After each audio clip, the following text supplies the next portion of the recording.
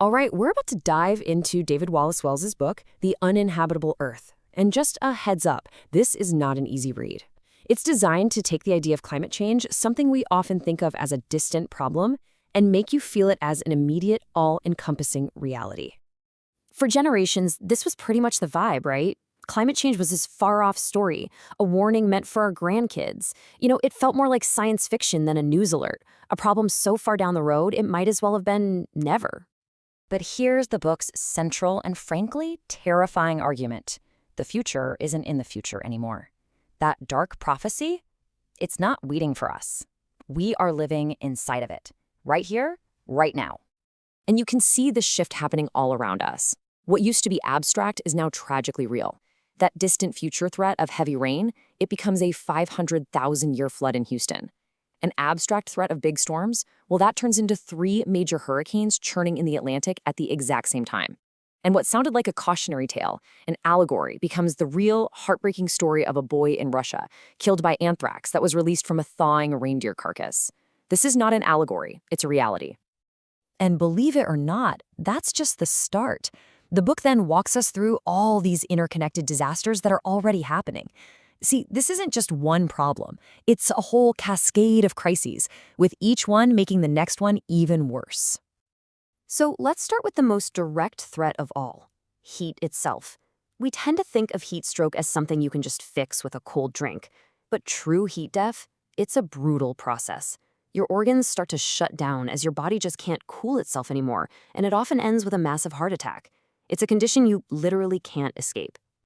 And that brings us to this really terrifying concept called wet bulb temperature. Now, it's not just about how hot it is, it's about the heat combined with the humidity. It measures the point where the air is so saturated with moisture that our sweat can't evaporate to cool us down. At a wet bulb temperature of 35 degrees Celsius, that's about 95 Fahrenheit with 100% humidity, the human body simply can't cool off. It literally starts to cook. And some parts of the world are already getting dangerously close to this absolute limit for human survival. Okay, so from the fire of extreme heat, let's pivot to the crisis of what happens when it's gone. Water. And we're not just talking about longer droughts here. We're talking about the fundamental availability of the single most important resource for all life. Just think about all the water on planet Earth for a second.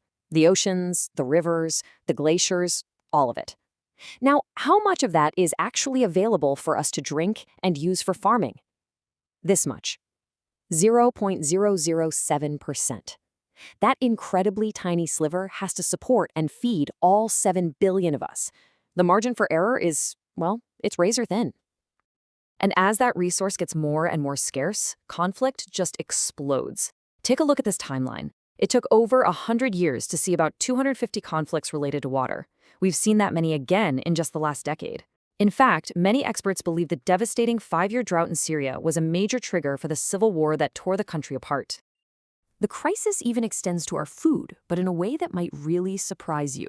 It's not just about whether we can grow enough, it's about the quality of the food itself. The book calls this one of the most hidden threats of all, the Great Nutrient Collapse. So here's the weird paradox. More CO2 in the atmosphere actually acts like fertilizer, right? It makes some plants grow bigger and faster. But that growth is mostly empty calories. The plants get pumped full of sugars and carbs, but the amount of essential nutrients, things like protein, zinc, and iron, is actually plummeting. Our food is becoming less nutritious. And finally, there's disease. As the planet warms up, the places where bacteria, viruses, and all the bugs that carry them can live are expanding. We're seeing ancient plagues being unlocked from melting permafrost, while diseases we used to think of as tropical are marching steadily northward. Need a picture of just how out of whack things are getting? Get this.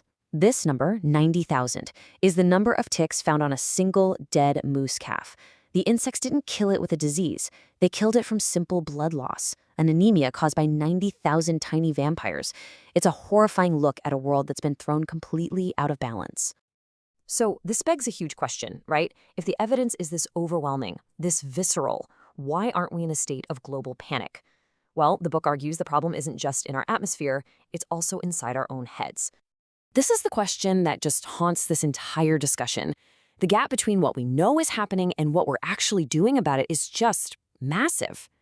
And the answers, it turns out, lie in the strange, quirky wiring of the human brain. The book runs through a whole list of these mental shortcuts, these cognitive biases, that keep us from taking action. For instance, there's anchoring, which basically traps us in the reality we know. It makes it really hard to imagine a world with a fundamentally different climate. And we also suffer from what's called automation bias, this deep-seated, almost religious belief that some system, like the market, will just magically sort everything out for us. Each one of these is like a thread in a thick blanket of denial. So, if our own brains are a big part of the problem, can we use those same brains to invent our way out of this? That brings us to the promise and the peril of technological fixes. There's this really tempting dream of a silver bullet, right? A technological rapture that can just wash away all our industrial sins. The big one people talk about is carbon capture, these giant machines that would literally suck our pollution right out of the air. It sounds like magic. But, magic has a price tag. To cancel out our current global emissions using this technology would cost an estimated $3 trillion every single year. I mean, it's just a mind-boggling number. But wait, $3 trillion a year sounds impossible until you compare it to what we're already spending. Globally, we spend up to $5 trillion a year on subsidies for the fossil fuel industry. Just let that sink in for a second. We are actively spending more money to make the problem worse than it would cost to start cleaning it up. And this all leads us to the book's really profound conclusion.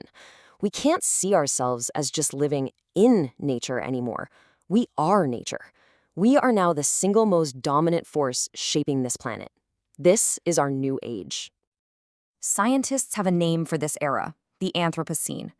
It's a whole new geological epoch, one that's defined not by asteroids or ice ages, but by us. We've changed the world so completely that we've closed the book on the 12,000-year period of climate stability, the Holocene, that allowed human civilization to flourish in the first place. If you want to really grasp the scale of our impact, just look at this chart. It shows the weight of all the mammals on Earth. 96% of that mass is us, humans and the animals we raise for food. Just 4% is everything else, from tiny mice all the way up to giant elephants. We've basically pushed every other species into a tiny 4% corner of the planet. Look, the book doesn't end on a note of simple hope or total despair. It ends with a sense of profound responsibility. The author's point is that since we engineered this devastation, we can also engineer a path forward.